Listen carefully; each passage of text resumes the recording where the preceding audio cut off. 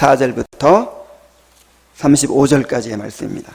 히브리서 11장 33절부터 보겠습니다.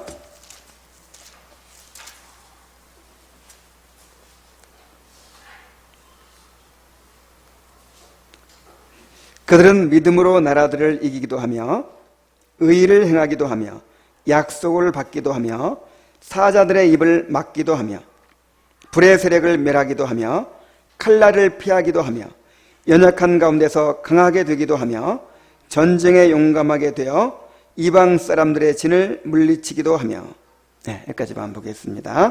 이 말씀을 통해서 오늘도 우리에게 말씀해 주시리라 믿습니다.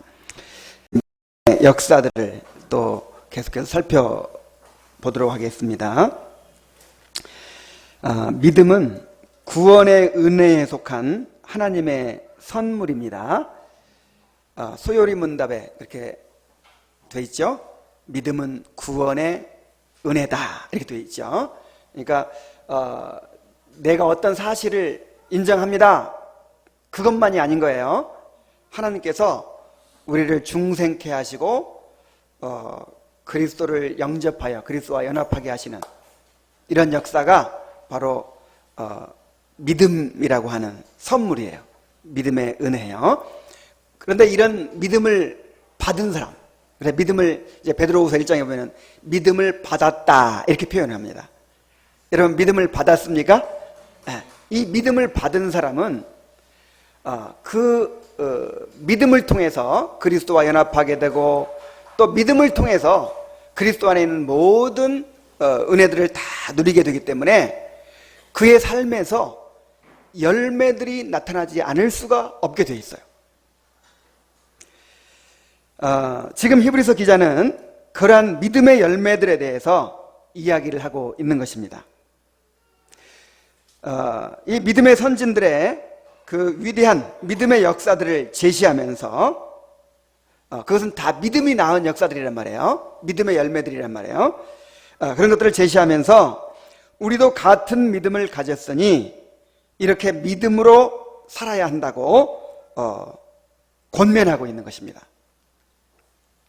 자, 오늘은 믿음으로 사자들의 입을 막은 역사, 그 다음에 믿음으로 불의 세력을 멸한 역사, 그리고 믿음으로 칼을 피한 역사, 이 세 가지 역사를 한번 살펴봅니다. 자, 먼저 믿음으로 사자들의 입을 막았다 그랬어요. 믿음으로 사자들의 입을 막았던 사람이 누가 있죠? 삼손도 사자를 죽인 적이 있었어요. 그 다음에 다윗도 양을 지키기 위해 사자를 물리친 적이 있죠. 그런데 이 본문에서 말하는 것은 이 다니엘의 역사를 이야기하고 있는 것이 분명한 것 같아요. 이 다니엘이 사자들의 입을 믿음으로 막았던 그런 역사가 있었어요. 다니엘이 어떤 사람입니까? 다니엘은 청소년기에 이 바벨론의 포로로 사로잡혀 왔어요. 그래서 정말 가장 암울하고 가장 어려운 시대에 그렇게 살았던 사람이었지만 이 바벨론 왕궁에서 아주 높은 고관이 됐어요. 그리고 바벨론이 멸망하고 이제 메디아와 페르시아가 연합한 그 제국이 이제 바벨론을 정복해버렸죠. 그러면 한 나라가 무너지고 다른 나라가 정복하면 이제 그 나라의 모든 그런 권세자들은 다 죽게 돼 있죠. 그런데 페르시아가 이 세력을 얻은 그런 상황에서도 이 다니엘은 거기서도 또 높이 들어 올려지고 귀하게 쓰임을 받았어요.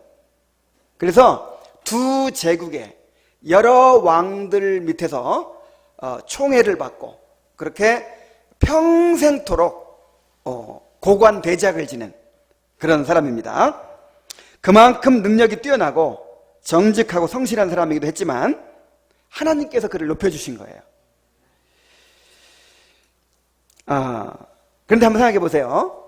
이 정치하는 사람들 있잖아요. 이 권세자들. 자, 이런 사람들이 얼마나 이 권력을 지향합니까? 그래서 투쟁을 하죠. 끊임없이 정치 투쟁을 합니다. 다른 사람을 밀어내고 내가 올라가야 돼요. 그래서 정말 살벌한 곳이 어디냐? 바로 이 정계예요. 그런데 다니엘은 소수민족 출신입니다. 그것도 완전히 망해버린 나라 유다 출신이에요. 그래서 유다 출신에서 굴러 들어오는 어떤 사람이 이 바벨론 본토 사람들을, 페르시아 본토 사람들을 다 누르고 가장 높은 자리를 차지하고 있단 말이에요. 신앙도 이상한 신앙을 가진 사람이. 그게 얼마나 정적들이 많았겠어요. 그런데 정말 그런 살벌한 그런 상황 속에서 다니엘이 평생토록 그렇게 하나님께 쓰임받고 왕에게 쓰임받을 수 있었다는 것은 정말 하나님의 큰 은혜였습니다. 이제 때는 언제냐면은 바벨론 제국이 페르시아에 의해서 완전히 이렇게 멸망해 버렸어요. 그리고 이제 메디아와 페르시아가 이제 바벨론이 차지했던 모든 땅을 차지하게 된 것입니다. 그래서 이 메대의 다리오 왕이 이제 지배를 하는데, 이 사람은 바벨론 제국에서 유명한 인사가 있다는 걸 알았어요. 그 사람이 누구죠? 다니엘. 이 사람은 정말 총명하고 지혜가 뛰어나고 능력이 뛰어나고 성실하고 정직하고 또 경건해서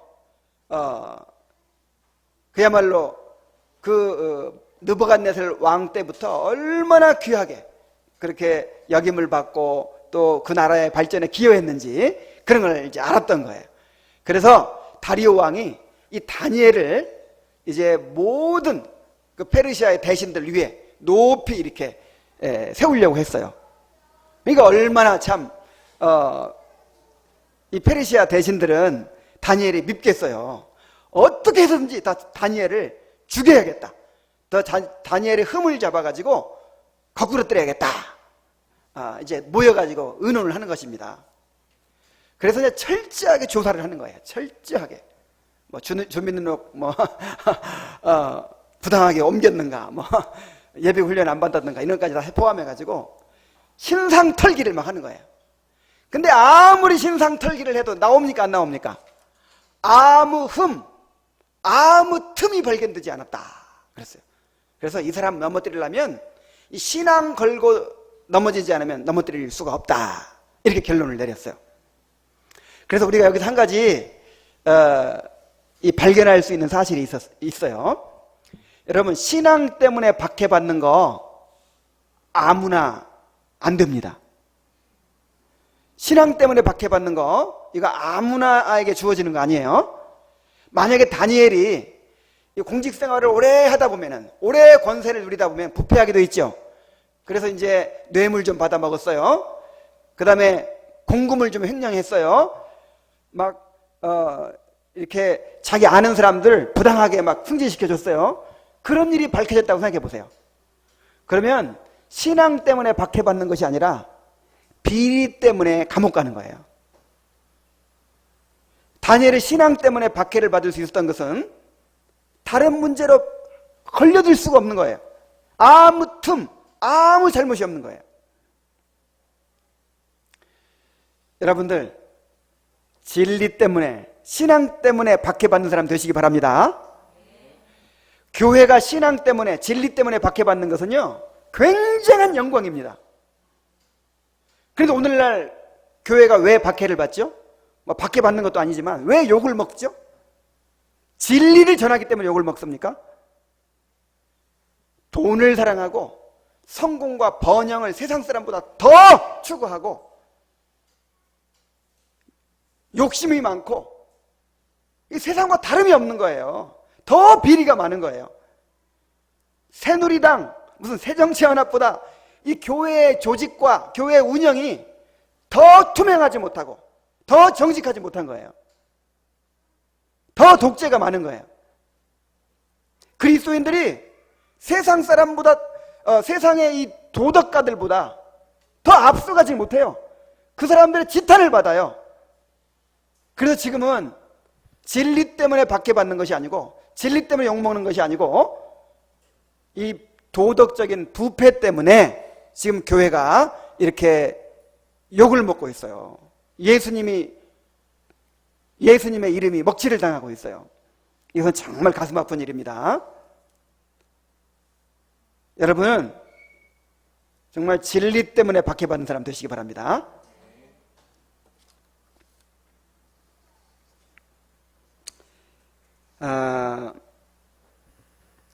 그래서 이제 다니엘의 정적들이 다니엘이 가진 신앙에서 흠을 잡으려고 이렇게 살피는데, 다니엘은 너무너무 경건한 사람이었어요. 이 공직 생활이 얼마나 바쁘겠어요. 그런데 이 바쁜 공직 생활에서도 이방 땅에서 그렇게 이제 이방 왕을 섬기는 거잖아요.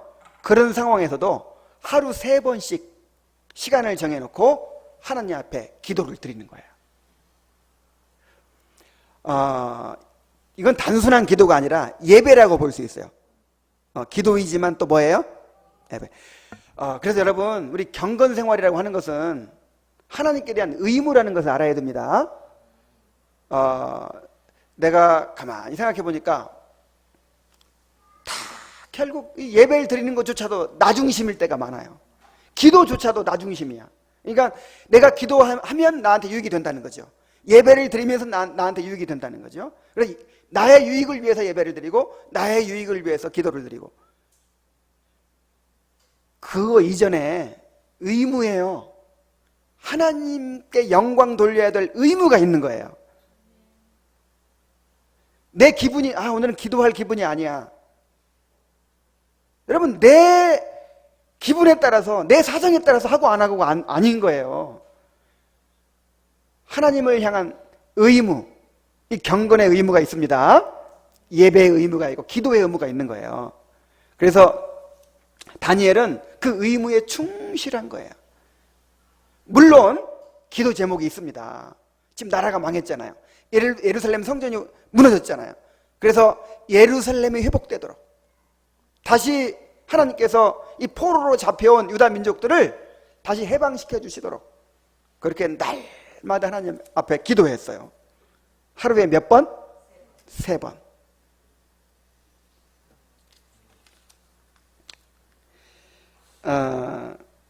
그래서 그거를 가지고 그걸 구실로 해가지고 다니엘을 한번 거꾸로 드려야겠다 해가지고 이제 느부갓네살 다리오 왕을 이제 부추기는 것입니다. 왕이여, 한 가지 금령을 내려 주시옵소서. 앞으로 30일 동안 왕 외에 다른 신에게 기도하는 자는 사자굴에 던져 넣기로 하는 그런 금령을 내려 주시옵소서. 이렇게 이제 왕을 부추기는 거예요. 그 말은 왕 외에는 다른 신에게 기도하지 말라, 이 말은 왕을 지금 누구로 높이는 거예요? 신. 이 느부갓네살 왕이나 페르시아 왕들은 거의 신이에요, 신. 아니, 자기를 막 신처럼 추앙을 하고요. 보통 왕이 아닌 거예요. 왕들의 왕이니까. 그래서 왕이, 야, 나를 신 대접하니까 얼마나 좋아요. 그래, 그럼 그렇게 하자. 앞으로 30일간 왕 외에 누구에게든지 기도하는 자는 어떻게 하겠다? 사자 굴 속에 던져놓겠다. 이런 금령을 이제 반포하는 거예요. 그리고 이 사람들이 얼마나 약은지 왕이 다니엘을 총애하는 걸 알아요. 그래서 다니엘 때문에 그거를 취소할까 봐 이 조서에 어인을 찍어 주시옵소서. 이 왕의 도장을 찍어달라는 거예요. 그래서 이 황제의 도장이 찍힌 법은 절대로 취소할 수 없게 돼 있거든요. 그래서 도장까지 받았어요. 이제 다니엘은 꼼짝없이 걸려든 거예요.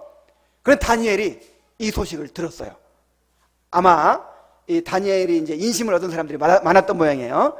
그래서 이 상황을 다니엘이 다 들은 거예요. 그리고 그 조서에 어인까지 찍혔다는 것을 들었어요. 그러면 이건 취소할 수도 없거든요. 과연 다니엘이 어떻게 했을까요? 우리 다니엘서 6장을 한번 봅시다.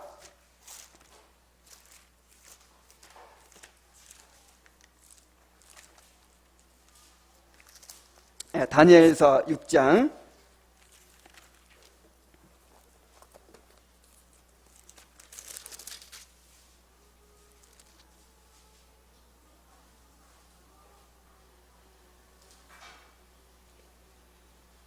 10절입니다.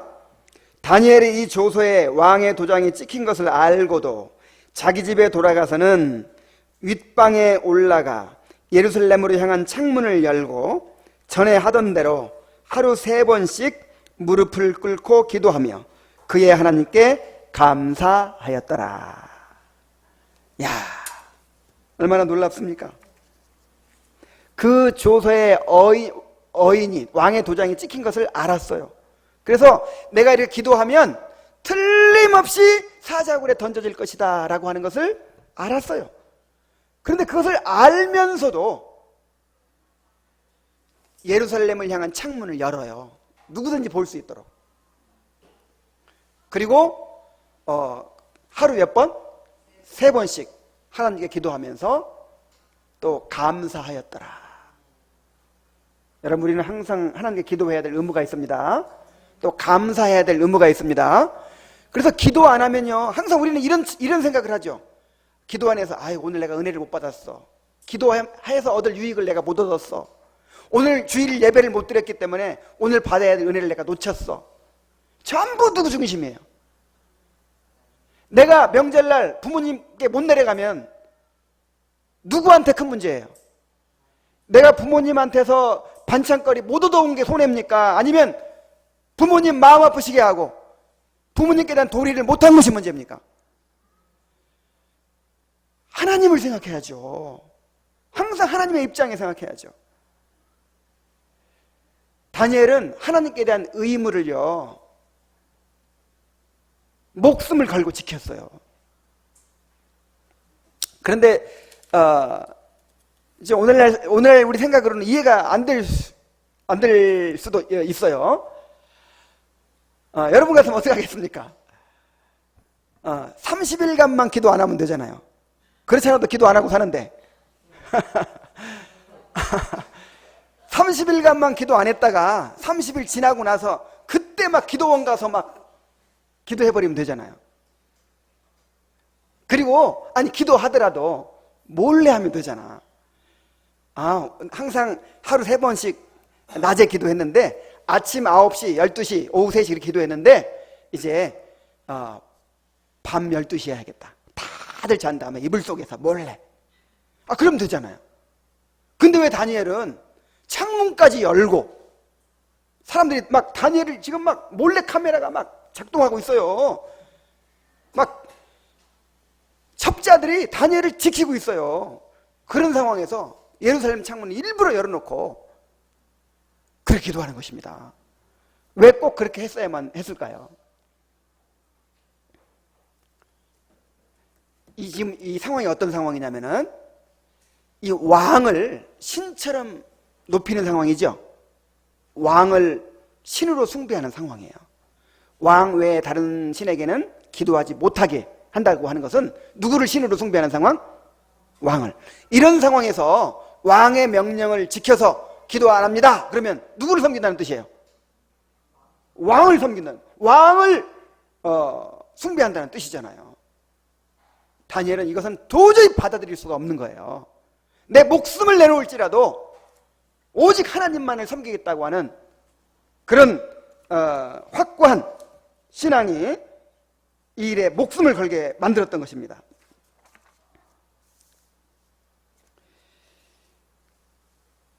다니엘은 왕보다 더 크신 하나님을 바라보았어요. 자신이 죽고 사는 것이 왕에게 달려있는 것이 아니고 하나님께 달려있다고 믿었습니다. 그래서 보란듯이 조금도 굽히지 않고 하나님 앞에 기도를 드렸던 것입니다.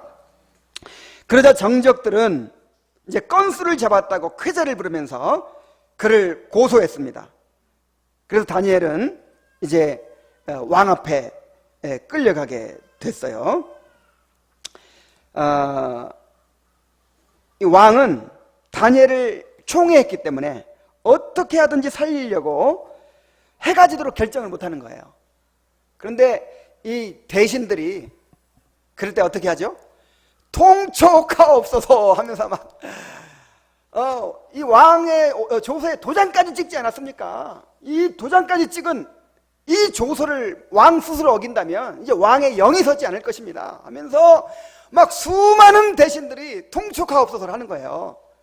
그래서 어쩔 수 없이 왕도 어쩔 수 없이 이 다니엘을 사자굴에 넣도록 그렇게 명령을 했습니다. 그래서 굶주린 사자들이 으르렁거리는 그 사자굴 속으로 던져졌어요. 왕이 얼마나 마음이 아픈지 식음을 전폐했어요. 밤새도록 잠을 자지 못했어요. 그리고는 날이 밝자마자 사자굴로 달려갔습니다. 6장 21절 한번 봅시다. 19절부터 봅니다.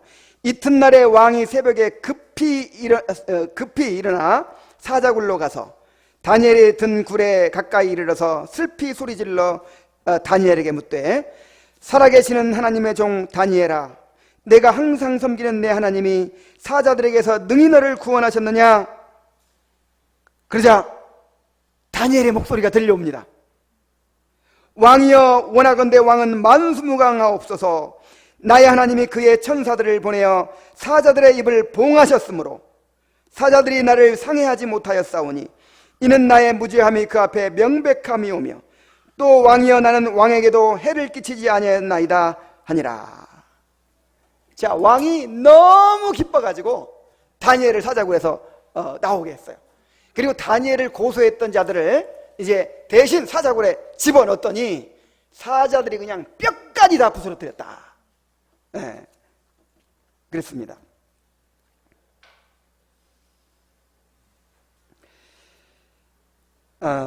이렇게 해서 다니엘이 믿음으로 사자들의 입을 막는 역사가 일어나게 된 것입니다. 다니엘이 하나님을 신뢰하고 하나님께 순종했을 때 하나님이 그를 보호해 주셨던 거예요. 자, 우리도 다니엘처럼 믿음으로 사자들의 입을 막는 사람이 되어야 할 줄로 믿습니다. 우리에게도 사자굴에 던져지는 시험들이 있어요. 우리 대적 마귀가 우는 사자같이 두루 다니며 삼킬 자를 찾는다 그랬습니다. 자, 마귀가 우리를 어떻게 삼킵니까? 마귀가 우리를 삼키는 방법이 뭐예요? 어떻게 우리를 공격하죠? 마귀는 우리를 위협해서 두려움에 사로잡히게 만드는 거예요. 여러분, 마귀가 우리를 건드릴 수 있어요, 없어요? 하나님이 허락지 않으시면 우리의 머리털 하나 건드릴 수 없다고 그랬어요. 만지지도 못한다 그랬어요. 그래서 마귀가 우리를 해칠 수 있는 최고의 무기는 뭐냐? 우리를 위협하는 것입니다. 으르렁 하면서 우리를 위협해서 우리를 두려움에 사로잡히게 만드는 거예요.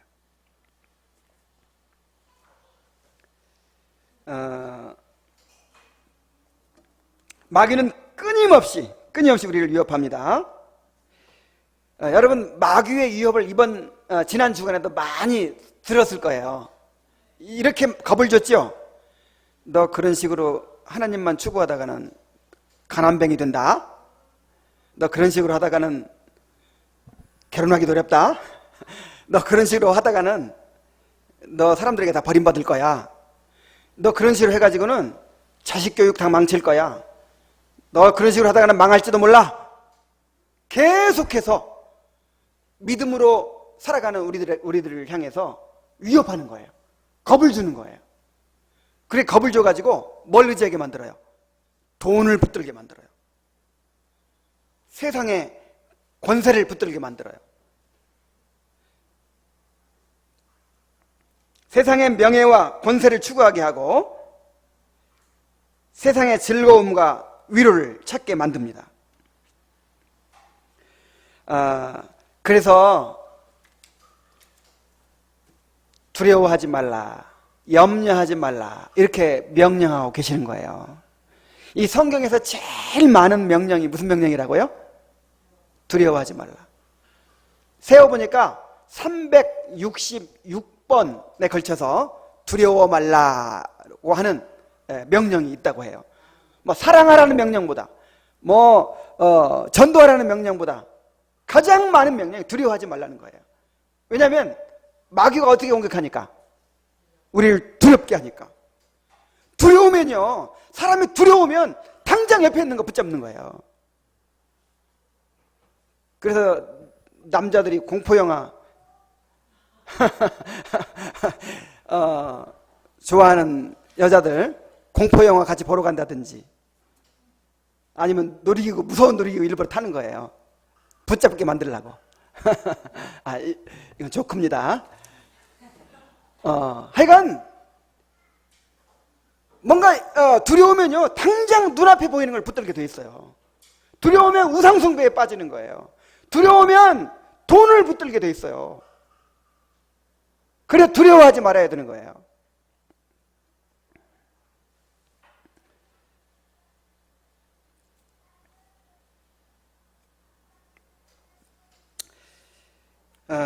우리는 절대로 마귀의 유업에 굴복하지 말아야 됩니다. 마태복음 10장 28절에 보면은 몸은 죽여도 영혼은 능히 죽이지 못하는 자들을 두려워하지 말고 오직 몸과 영혼을 능히 지옥에 멸하실 수 있는 이를 두려워하라 그랬어요. 우리의 생사화복을 주장하시는 분은 하나님이십니다. 우리의 죽고 사는 것이, 높아지고 낮아지는 것이, 부하고 가난하게 되는 것이 하나님께 달려 있습니다. 하나님이 허락지 않으시면 마귀는 우리의 머리털 하나도 건드릴 수가 없는 것입니다. 그래서 마귀의 유업을 두려워하지 말고 오직 누구를 두려워해야 돼요? 하나님을 두려워해야 돼요. 참 다니엘은 정말 놀랍습니다. 이 다니엘의 경건을 여기서 우리가 발견할 수 있는 거예요. 사람이 좀 실력이 있으면요, 이 높아지면요, 누가 잘나서 된 줄 알아요? 내가 잘나서 된 줄 알아요. 그러니까 다니엘은 그렇게 바벨론 제국에서, 페르시아 제국에서 가장 높은 자리를 차지하고 그렇게 왕에게 인정받고 참 평생을 그런 높은 자리에만 있었으면서도 내가 죽고 사는 게 누구한테 달려있다? 하나님께 달려있다. 내가 높아지고 나중에 하나님께 달려있다. 이런 철저한 생각을 가지고 있었어요.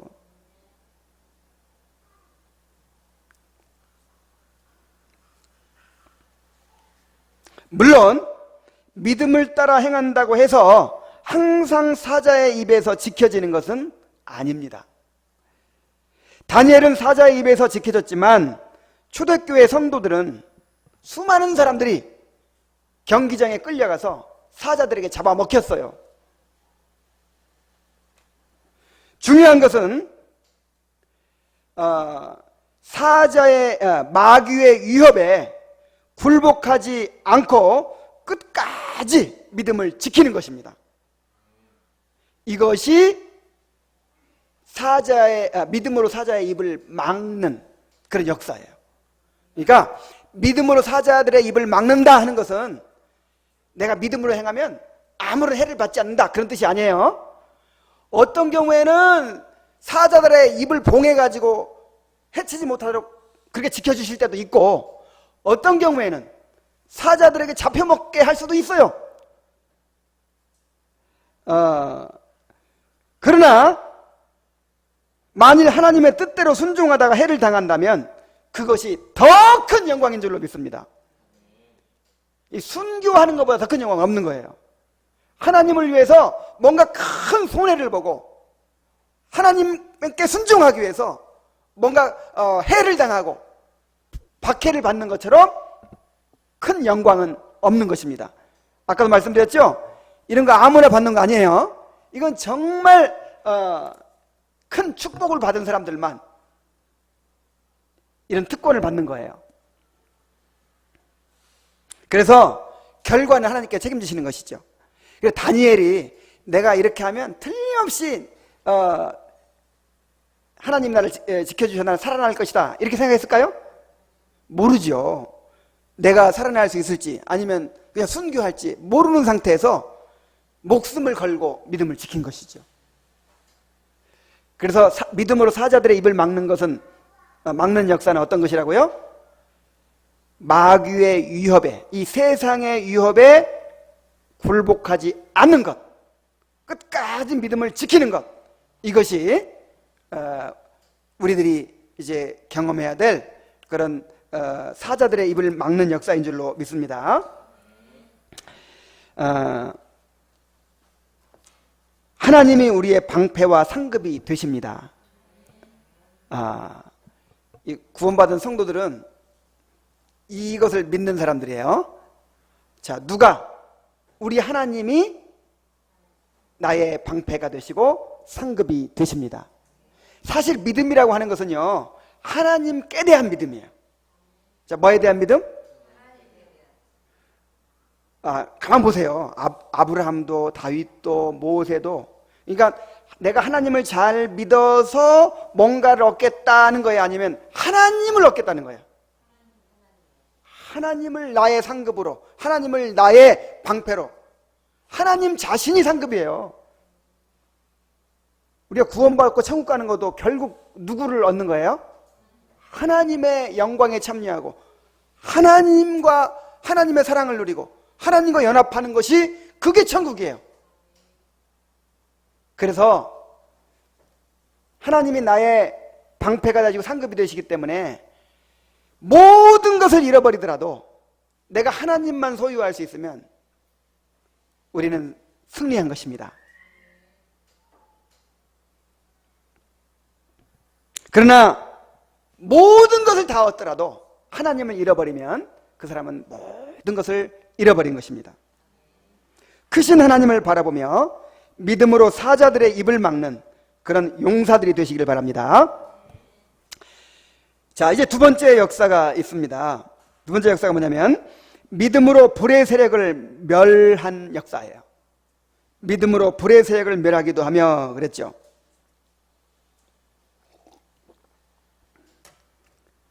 자, 믿음으로 불의 세력을 멸한 것은 다니엘의 세 친구들의 경험을 가리킵니다. 다니엘이 바벨론 왕궁으로 포로로 잡혀올 때 다니엘만 온 것이 아니고 다니엘의 친구들이 함께 잡혀왔어요. 그 다니엘의 세 친구가 있었죠. 사드락과 메삭과 아벳느고, 이제 바벨론식 이름으로 이렇게 바꿔서 불렀는데, 이 사람들도 다니엘과 함께 믿음을 지킨 사람들입니다. 청소년기 때부터. 그리고 이 사람들도 다니엘만큼 높지는 않지만 그래도 바벨론의 방백이 됐어요. 뭐 도지사들 이런 사람들이 됐어요.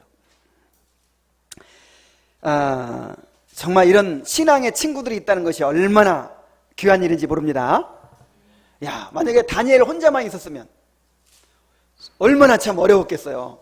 근데 뜻을 같이 하는 이런 이제 경건한 친구들, 믿음의 친구들이 있으니까 야, 정말 큰 힘을 얻는 거야. 요즘 제가 이 1300페이지가 넘는 이 조지 히필드라는 책을 읽고 있어요. 근데 어떤 기분이 드냐면 내가 청소년기에 그 삼국지를 그냥 밤이새도록 읽었거든요. 그럼 막 도체 영웅들이 있어, 영웅들. 근데 그 영웅들이요, 또 이 지사들은요, 그런 사람을 또 찾아요. 보물을 찾듯이 그런 사람을 찾아다녀. 그래가지고 만나잖아요. 예를 들어서 뭐 이 유비가 관우를 만났어. 그러면 이야, 여기 인물을 하나 얻었다고 막 완전히 막 처음 만났는데도 도원 결의를 하잖아요. 막 형제 관계를 맺어버리잖아요. 그런 역사들이 영적으로 일어나더라고요. 그래서 이 조지 히필드가 웨슬레를 만나고 막 또 뭐 하월 해리스를 만나고 막 이런 쟁쟁한 도처에 하나님께서 쓰시는 그런 귀한 하나님의 사람들이 있어요. 근데 이 사람들이 막 어디 있다는 걸 알고 찾아가서 만나요. 만나면 의기투합을 해요. 그래가지고 평생 동지가 되고, 그리고 정말 어느 시대나 믿음을 지키는 사람들은 소수지요. 항상 박해를 당해요. 그런데 서로 믿음을 격려하고 서로 돕고, 이야, 그래서 요하네슬레나 조지 필드, 찰스 웨슬리, 이 사람들 한 팀이었어요. 팀으로 막 사역을 하는 거예요. 이런 신앙의 동지들이 있다는 것은 너무 큰 축복이에요. 그런 동지들을 만드시기 바랍니다. 어디 있어요? 나는 그런 사람이 없어. 옆에 있잖아요. 옆에 내가 먼저 그런 사람이 돼줘야지.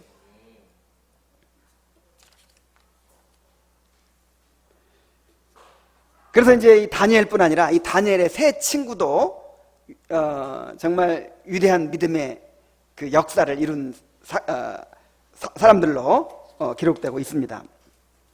자, 느부갓네살 왕이 신할 평지에다 큰 신상을 하나 세웠어요. 이 금으로 만든 신상인데 한 27m 정도 되는 그런 신상의 높이만 27m, 금으로 만든 엄청나게 큰 신상을 세워놓고 전국에 있는 모든 이제 그 높은 관직에 있는 신하들을 다 불러 모으고 이제 그 신상의 그 제막식에 모이라고 했어요. 그리고 그 신상에게 절하도록 경배하도록 한 것입니다. 그 신상은 이 느부갓네살 왕이 꿈속에서 봤던 신상이에요. 자, 느부갓네살이 어느 날 꿈을 꿨습니다. 꿈을 꿨는데 큰 신상을 꿈에 봤어요.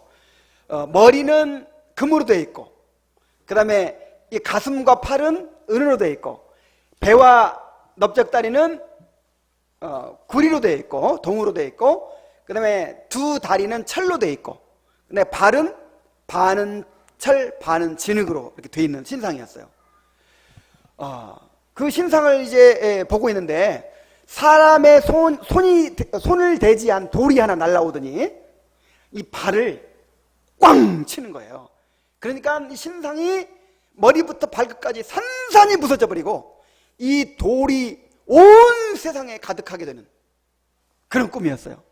근데 여태까지 꿈을 많이 꾸고 온갖 개꿈을 다 꿨는데 이런 꿈은 처음이야. 뭔가 이것은 어떤 신의 어떤 계시 같은 그런 느낌이 있는 거예요.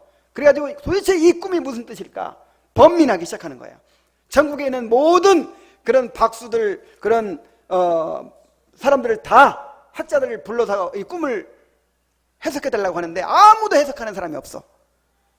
그런데 그 중에 누가 있었습니까? 다니엘이 있었어요. 다니엘이 그 꿈을 해석하고 출세를 했잖아요. 이 왕이 꾼 꿈은 다니엘과 또 당시 바벨론에 사로잡혀 온 그 유대인 포로들을 위해 하나님께서 주신 계시였어요. 꿈은 누가 꾸고? 느부갓네살이 꿨지만, 자, 그 꿈의 해석이 어떤 해석이었느냐? 이것은 세계 역사를 보여주는, 특히 하나님께서 이루어 가시는 그런 하나님 나라의 역사를 보여주는 그런 꿈이었어요. 이 금머리는 누구를 상징하느냐? 이 바벨론을 상징했어요. 이 느부갓네살 왕의 바벨론, 가장 화려한 영화를 누렸던, 그 다음에 그보다는 좀 못하지만 이 팔이 두 개죠. 메디아와 페르시아 연합제국, 메데파사 나라를 상징하고 은은, 그 다음에 이제 이 배와 넓적다리는 동으로 되어 있다 그랬죠. 동은 알렉산더의 헬라 제국을 이제 상징하는 것이었어요. 그 다음에 두 다리, 철로 된 두 다리는 어디입니까? 동로마, 서로마 나눠졌지 나중에. 로마 제국을 가리킨 거예요. 로마 제국. 그 다음에 이 발이 진흙과 철로 막 섞여 있는 이 발은 또 어느 나라를 상징하죠? 로마 제국이 멸망한 후에 이제 여러 나라로 나뉘어졌죠. 그래가지고 지금 오늘까지 이어지고 있죠. 유럽 제국이 지금 유럽을 중심으로 한 역사니까, 이 중근동을 중심으로 한 역사니까. 그래서 지금 이 시대가 어느 시대인 줄 알아요? 이 발 시대야, 발 시대. 머리 시대도 아니고 가슴 시대도 아니고 이 배 시대도 아니고 다리 시대도 아니고 지금 무슨 시대? 그래서 말세라고 하는 거예요. 그런데 사람의 손을 대지 않은 돌이 날라왔다 그랬죠. 이 돌은 바로 반석 되신 예수님을 가리키는 거예요. 뜨인 돌, 예수님이 이루시는 하나님의 나라를 가리키는 거예요. 그래서 이 돌이 날라와가지고 발을 쳤다 그랬죠. 발을 치니까 산산이 부서져 버렸어요. 그래서 이제 하나님의 나라가 예수님의 재림을 통해서, 예수님의 초림을 통해서 이미 하나님의 나라가 영적으로 임했고, 이제 예수님의 재림을 통해서 이제 하나님의 나라가 완성될 것입니다. 그러면 모든 세상 나라가 다 멸망하고 온 천지가 다 하나님의 나라가 될 것입니다. 바로 이런 꿈이었어요. 이런 꿈. 이렇게 해석을 듣고 나니까 이 꿈을, 해몽을 듣고 나서 이 신상을 세운 거예요. 이 머리가 누구라 그랬죠? 바벨론 느부갓네살 왕 자기라 그랬어요. 그러니까 내 나라가 영원하기를 바라는 거예요. 그래가지고 신상을 전부 뭘로 만들어? 다 금으로 만들어. 머리부터 발끝까지. 그러니까 내 왕국이 영원하기를 바라는 거죠. 그리고 이제 그것이 우상이 됐어요. 우상. 그걸 우상으로 만든 거예요. 그래가지고 모든 백성들이 이렇게 절하게 만드는 거는 뭡니까? 이걸 추구하게 만드는 거죠. 그러니까 얼마나 교만하고 얼마나 정말 그 권세에 대한 욕망이 큰 것입니까? 자, 그런 상황에서 이제 드디어 그 신상의 제막식이 이제 시작이 된 거예요.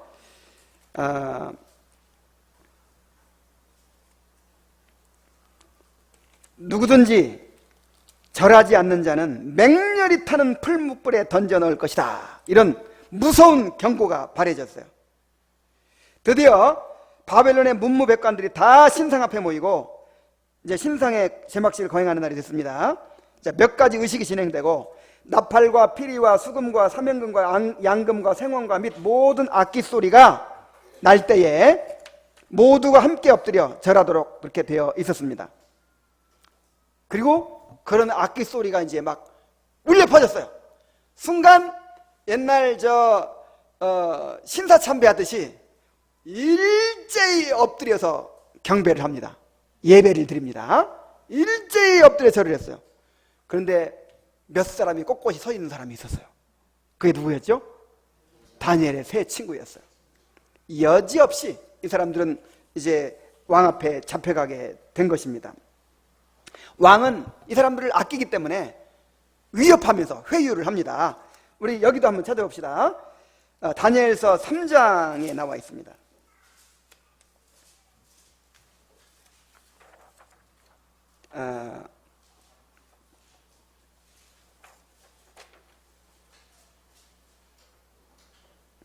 다니엘 3장 14절부터 한번 보겠습니다.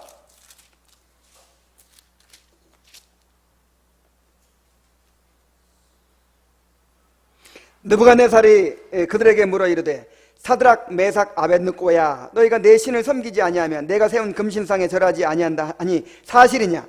이제라도 너희가 준비하였다가 나팔과 피리와 수금과 사면금과 양금과 생황과 및 모든 악기 소리를 들을 때에 내가 만든 신상 앞에 엎드려 절하면 좋거니와 너희가 만일 절하지 아니하면 즉시 너희를 맹렬히 타는 풀무불 가운데 던져 넣을 것이니 능히 너희를 내 손에서 건져낼 신이 누구이겠느냐? 정말 회유를 해요.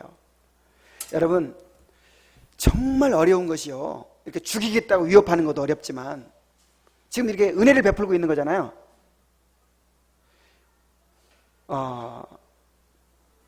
그 인정에 끌려서 정말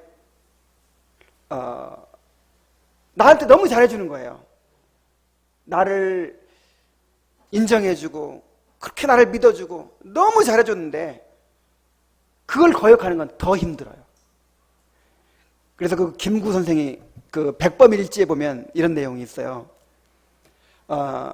이 일본 헌병들이 독립군들을 고문할 때 이제 굴복시킬 때 여러 가지 방법이 있는데 이제 악형이 있어요. 악형. 그 악형이 뭐냐면 뭐 손톱을 빼고 뭐 인두로 지지고 전기 고문을 하고 거꾸로 매달아놓고 고춧가루를 막 먹이고 막 이런 인간이 당할 수 없는 온갖 고통을 주는 게 이 악형이에요. 근데 악형에도 굴복하지 않는 사람들이 그렇게 많았대요. 그러면 이제 최후로 이제 하는 방법이 뭐냐면 이 우대 하는 거예요. 우대. 그게 뭐냐면은 고문하다 안 되면 이제 제일 높은 사람이 그를 정중하게 모신답니다. 자기 방으로.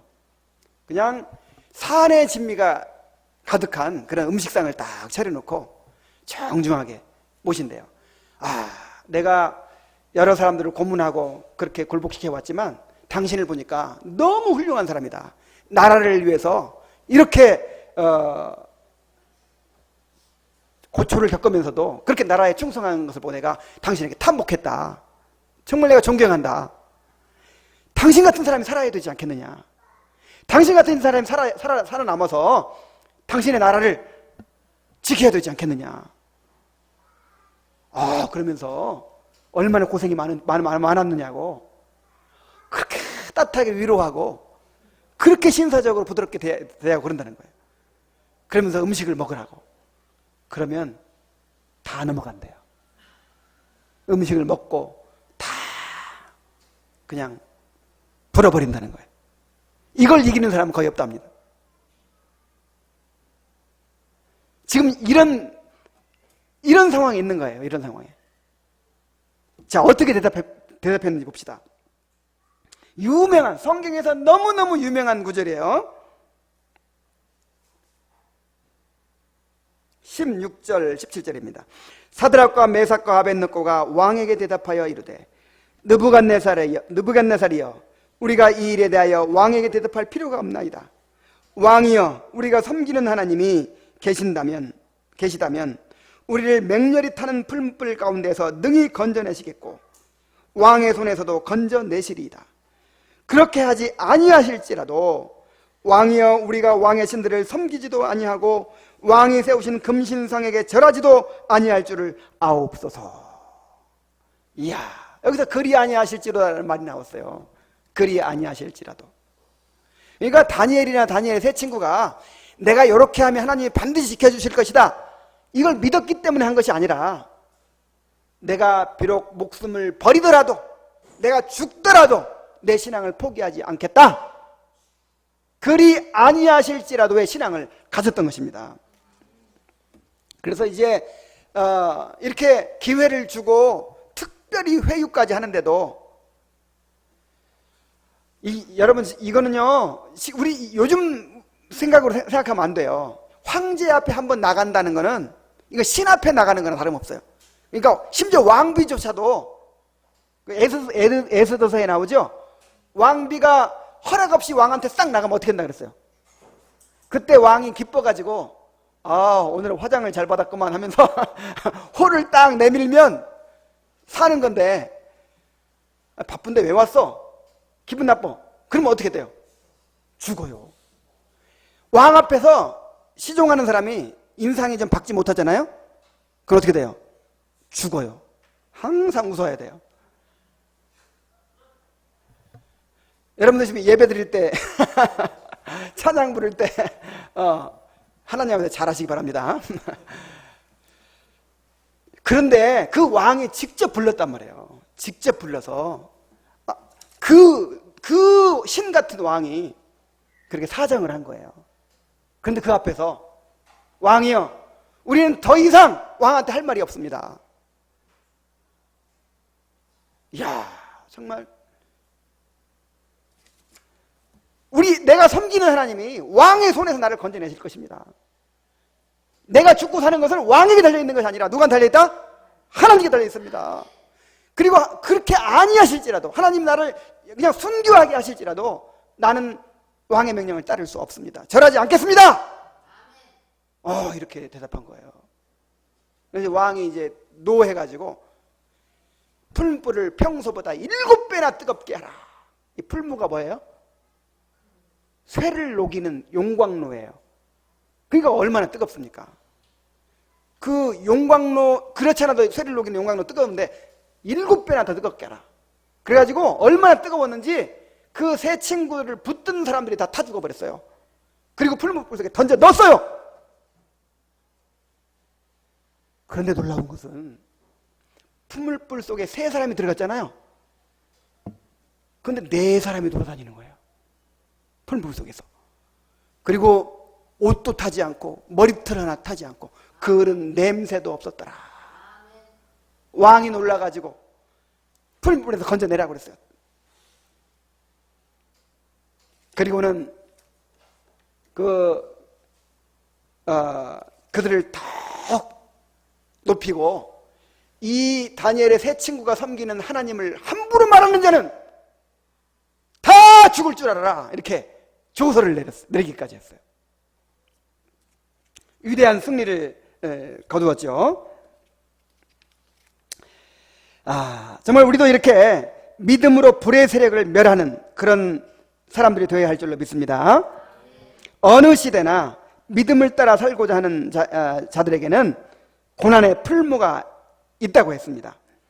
이사야서 48장 10절에 보면은 보라 내가 너를 연단하였으나 은처럼 하지 아니하고 너를 고난의 풀무 속에서 고난의 풀무불에서 택하였노라. 자, 우리를 어디서 택해요? 고난의 풀무불에서 택하였노라. 베드로전서 4장 12절에 사랑하는 자들아 너희를 연단하려고 오는 불시험을 이상한 일 당하는 것 같이 이상히 여기지 말라 그랬어요. 그러니까 여러분 신앙생활은요 풀무 속에 들어가서 살아가는 생활이에요. 여러분 우리 구원받은 자의 삶은 성화의 과정이죠. 성화의 과정이라는 게 뭐냐면 금광석을 풀무 속에 집어넣어가지고 그를 재련하는 과정이란 말이에요. 성경에서 그렇게 묘사를 하고 있잖아요. 이 땅에서 우리가 평안을 누리고 이 땅에서 그냥 천국을 누리려고 하면 안 돼요. 물론 영적으로는 천국을 누리지만은 육신적으로 이 땅에서 아무 문제 없이 그렇게 잘 살겠다 이거 안 된단 말이에요. 우리가 지금 어디 속에 들어가 있어요? 고난의 풀무 속에 있어요. 우리를 풀무 속에 집어넣어놓고 우리를 정금처럼 연단해가고 계신단 말이에요.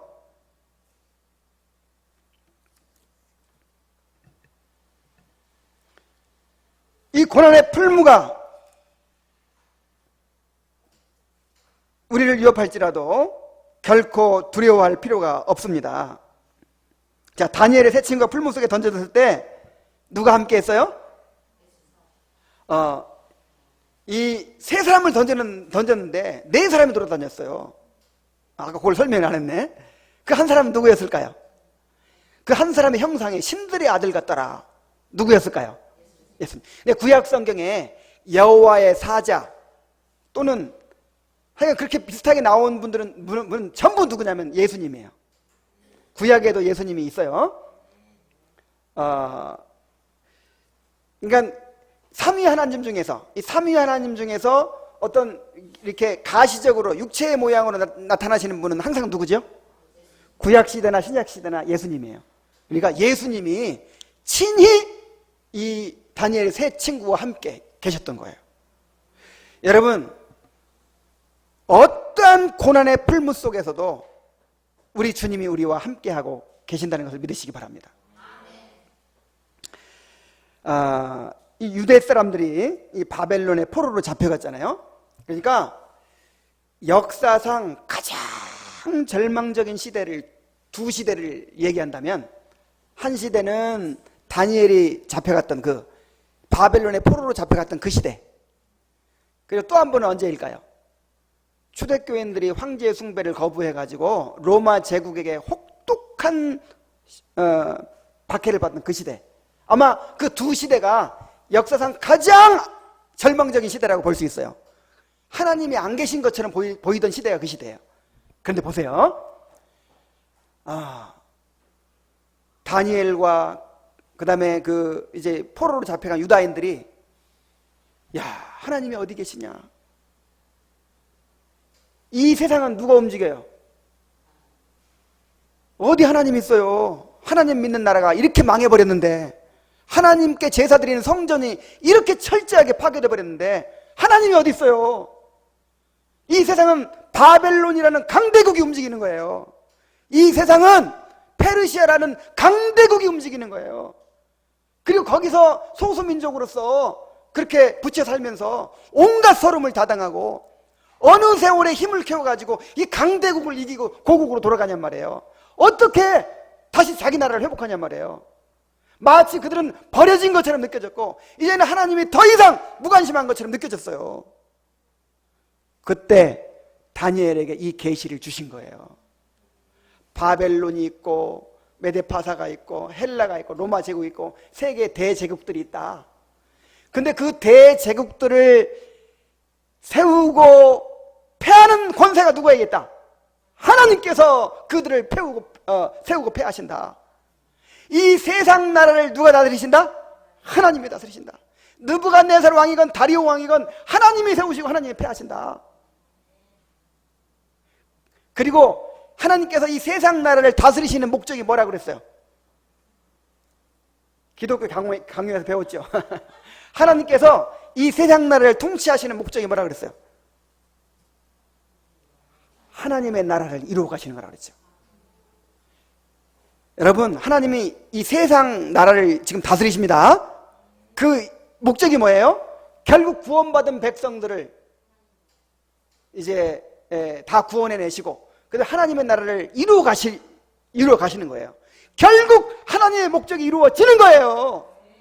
그래서 맨 나중에 어떻게 됐어요? 이 돌나라가 돌나라가 금나라, 은나라, 동나라 다 무너뜨리고 완전히 하나님의 나라를 이루어버리잖아요. 그래서 이 다니엘이 이 유대 포로들이 얼마나 위로를 받았을까요? 이야, 우리는 이제 하나님이 우리를 완전히 버리신 줄 알았더니 하나님이 이 나라를 움직이고 계셨구나. 하나님이 느부갓네살을, 다리오를, 고레스를 하나님께서 주장하고 계셨구나. 결국 하나님의 계획대로 하나님의 나라가 이루어져 가겠구나. 우리의 구원이 완성되어 가겠구나. 또 가장 절망적인 시대가 언제라고요? 이 초대교인들이 이 로마에 의해서 혹독한 박해를 받고 있었어요. 마지막 남은 사도가 누구냐면 다 12사도 중에서 11사도가 다 순교했어요.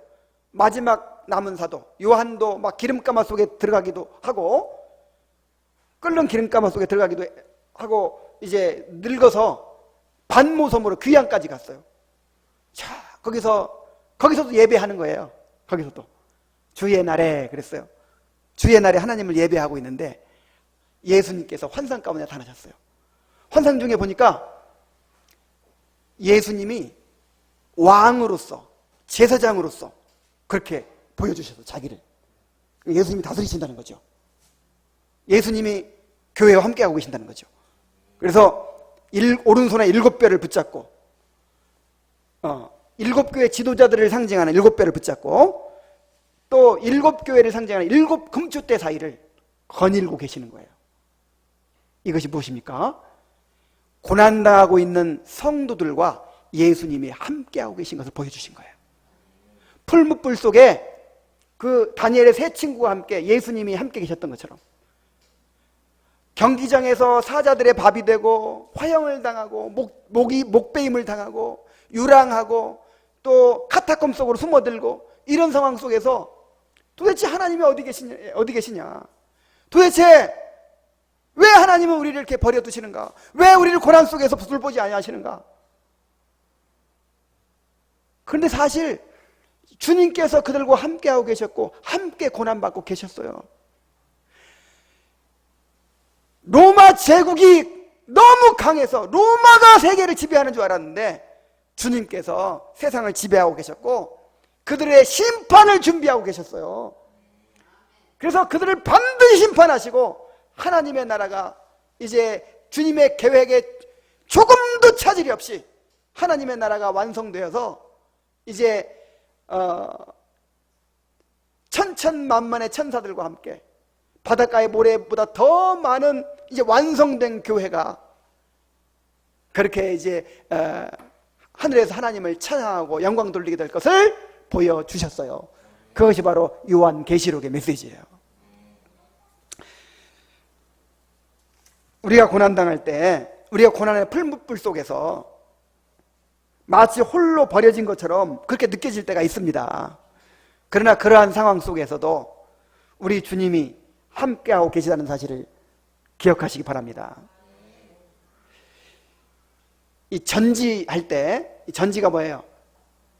나무 잘라주는 거. 여러분, 전지할 때 나무가 제일 괴롭겠죠?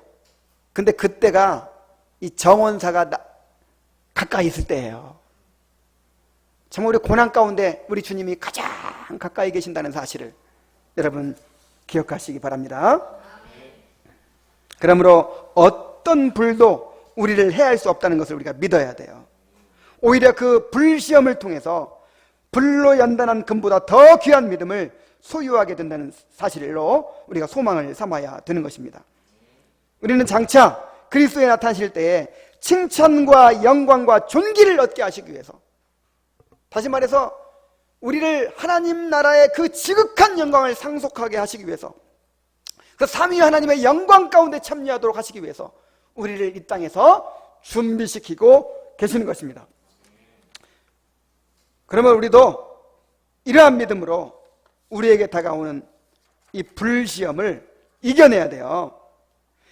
세상은 우상을 세워놓고 우리에게 절하도록 요구합니다.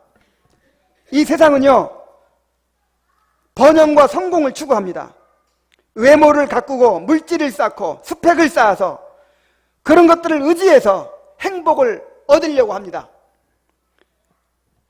그러면서 우리도 이렇게 추구하도록, 우리도 이 경쟁에, 이 게임에 우리도 함께 하도록 그렇게 요구합니다.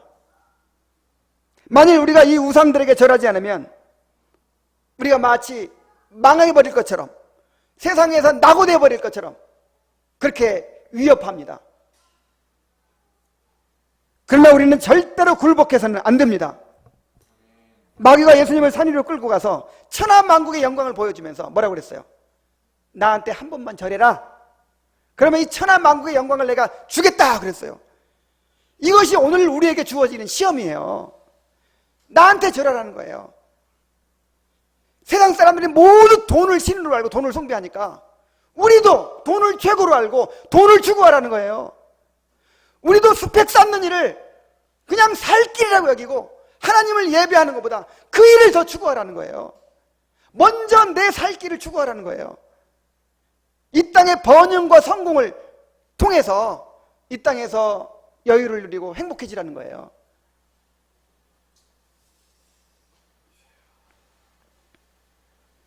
예수님은 분명하게 말씀하셨습니다. 사탄아 물러가라. 기록되었을 때 주 너희 하나님께 경배하고 다만 그를 섬기라 하였느니라. 다시 한번 다니엘의 세 친구의 신앙 고백을 생각해 봅시다. 왕이여, 우리가 섬기는 하나님이 계시다면 우리를 맹렬히 타는 풀물 가운데서 능히 건져내시겠고 왕의 손에서도 건져내시리이다. 그렇게 하지 아니하실지라도 왕이여, 우리가 왕의 신들을 섬기지도 아니하고 왕이 세우신 금신상에게 절하지도 아니할 줄을 아옵소서. 자, 우리도 이렇게 고백할 수 있어야 됩니다. 나는 절대로 물질을 숭배하지 않고 이 세상의 번영과 성공을 숭배하지 않겠다. 오직 하나님을 나의 방패와 상급으로 삼고 하나님 한 분만을 즐거워하는 삶을 살겠다. 하나님이 나의 삶을 책임지실 것이다.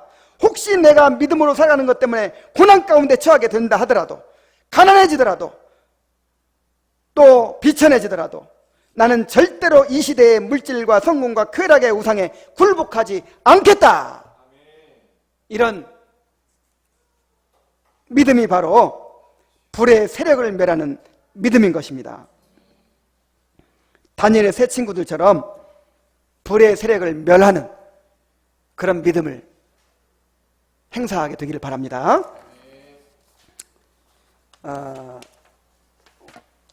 오늘 내가 세 가지를 해야 되는데 두 가지 했던 시간이 나갔네. 그래서 한 가지는 다음 주에 이제 또 하도록 하겠습니다. 너무 아쉽죠? 그냥 할까요?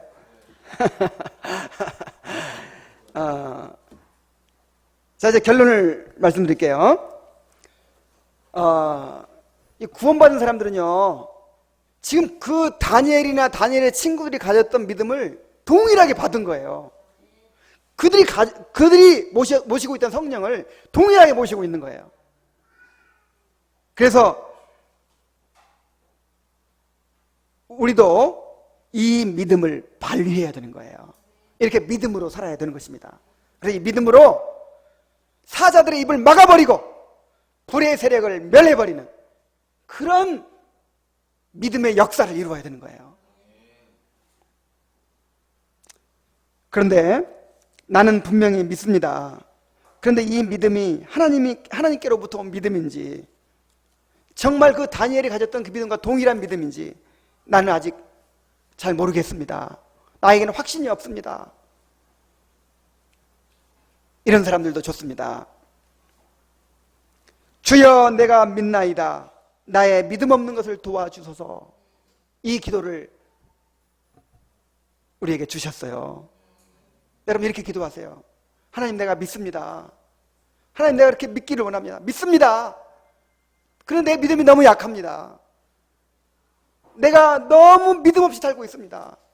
나의 믿음 없는 것을 도와주시옵소서. 이렇게 하나님 앞에 구하시기 바랍니다. 우리 다 같이 하나님 앞에 기도합시다.